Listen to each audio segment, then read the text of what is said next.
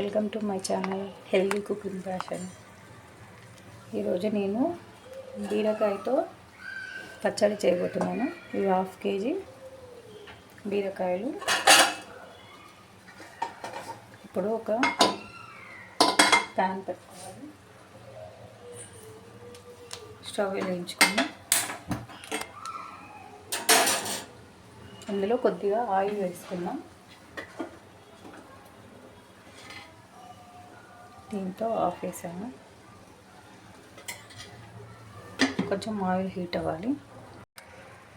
Oil heat అయింది. ఇప్పుడు అందులోకి కొన్ని పల్లీలు,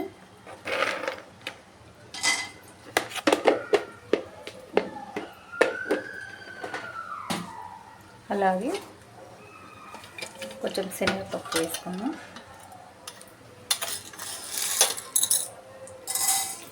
శనగపప్పు వేసాను స్పూన్ తోటి 1.5 స్పూను. ఒక 1/2 స్పూన్ మినపప్పు. అవి కొంచెం వేగాలి. ఇవి లైట్గా వేగాక పచ్చిమిర్చి కొంచెం పండిపోతాయి కదా ఎక్కువ రోజులైతే, అవి వేసుకోండి. పచ్చడికి చాలా బాగుంటాయి. ఒకవేళ లేకపోతే గ్రీన్ అవి పచ్చిమిర్చి కానీ అవి వేసుకోవచ్చు. ఇవి ఒక 10 ఉంటాయి. ఇవి వేస్తున్నాను. ఇవి కూడా వేసేయాలి. ఇవి కొద్దిగా వేగాయి. ఇప్పుడు ఇందులో 1 స్పూన్ ధనియాలు, ఒక 1/2 స్పూన్ మెంతులు, అలాగే కొంచెం జీలకర్ర వేసుకున్నాం. ఒక స్పూన్ జీలకర్ర. ఇవి కూడా కొద్దిగా వేగాక ప్లేట్లో తీసుకుందాం. ఇలా అన్నీ వేగిపోయాయి. మంచి బ్రౌన్ కలర్ వచ్చాయి. ఇవి ప్లేట్లో తీసుకొని బీరకాయలు వేసుకుందాం. ఇప్పుడు దాంట్లో కొద్దిగా ఆయిల్ వేసుకుందాం. ఒక స్పూన్ అంత ఆయిల్ వేసుకొని ఇందులో 1/2 kg బీరకాయలు కట్ చేసుకున్నవి సన్నగా వేసుకుందాం. వేసుకొని కలిపి మగ్గించుకుందాం.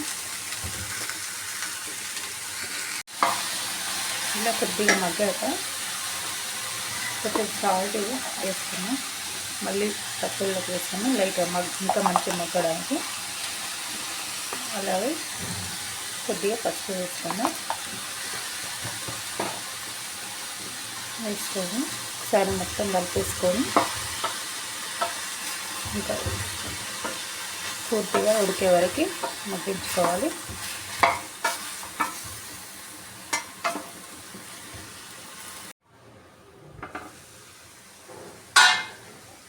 చూడండి చాలా మగ్గిపోయాయి. ఇంకొక 5 minutes అయిపోతుంది. అంతలోగా మనం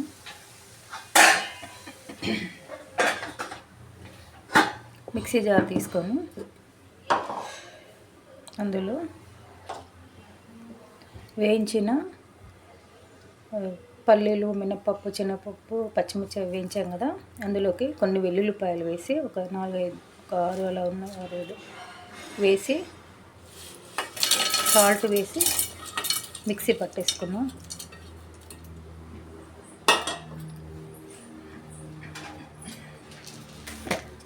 ఇది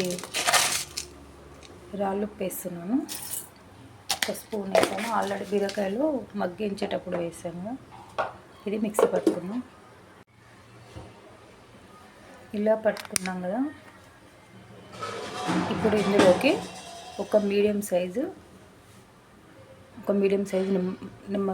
నిమ్మకాయ మీడియం సైజు నిమ్మకాయ అంతా చింతపండు నానబెట్టుకున్నాను. ఇందులో వేసుకున్నాను. ఒకవేళ అది నలగకపోతే ఈ చింతపండు వాటర్ వేసి రుబ్బుకుందాం.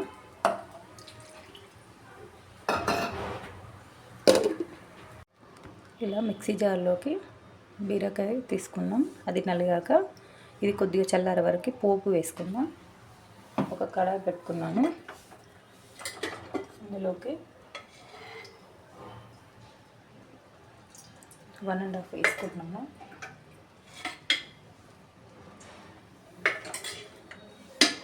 పావు వేసుకొని కొంచెం హీట్ అవ్వాలి. ఆయిల్ హీట్ అయింది. ఇప్పుడు కొంచెం ఆవాలు, ఆల్రెడీ జీలకర్ర వేసాం కదా, కొద్దిగా వేసుకోవాలి. పప్పులు అవన్నీ అవసరం లేదు, ఆల్రెడీ అందులో వేసాం కదా. ఎండుమిర్చి,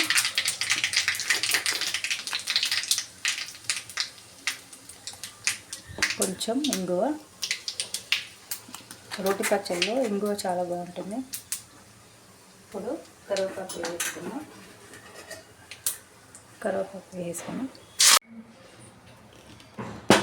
పచ్చడి ఇలా మిక్సీకి వేసుకున్నాం. చూడండి, కొంచెం అక్కడక్కడ బీరకాయ ఇట్లా కనిపిస్తేనే బాగుంటుంది. మరి మొత్తం ఫైన్ పేస్ట్ వేసుకుంటే బాగుండదు. ఇది రోట్లో నూరినట్టుగా ఉంటుంది. దీన్ని ఇప్పుడు పోపులో కలిపేసుకుందాం. చూడండి, పచ్చడి రెడీ అయిపోయింది. బీరకాయ రోటి పచ్చడి చాలా టేస్టీగా వచ్చింది. కొంచెం టేస్ట్ చూసాను, సాల్ట్ ఉందా లేదని. సాల్ట్ కూడా సరిపోయింది. మీరు సాల్ట్ ఎక్కువ తినే వాళ్ళైతే ఇంకొంచెం వేసుకోండి. నార్మల్గా అయితే ఇది సరిపోయింది. చాలా బాగుంటుంది రోటి పచ్చళ్ళు. ఇంకా బీరకాయ పొట్టుతో, సొరకాయ పొట్టుతో అట్లా చాలా రోటి పచ్చళ్ళు చేశాను. మీరు కామెంట్ బాక్స్లో కామెంట్ పెట్టండి, మీకు ఏమన్నా పచ్చడి రెసిపీ కావాలంటే చేసి అప్లోడ్ చేస్తాను.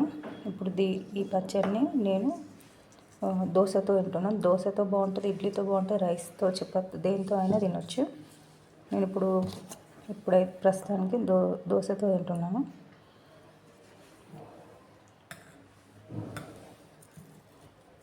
దోశలు కూడా చాలా మెత్తగా బాగా వస్తాయి.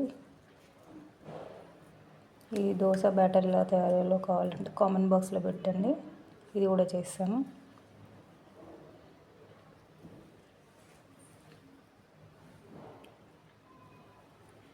చాలా బాగా వచ్చింది టేస్ట్.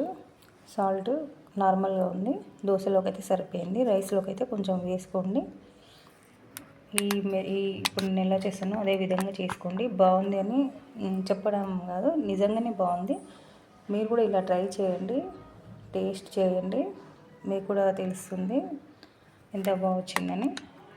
ఇలా పచ్చిమిర్చితో వేసుకొని ఇలా పండిపోయిన మిర్చి ఉంటే అలా కూడా వేసుకోవచ్చు.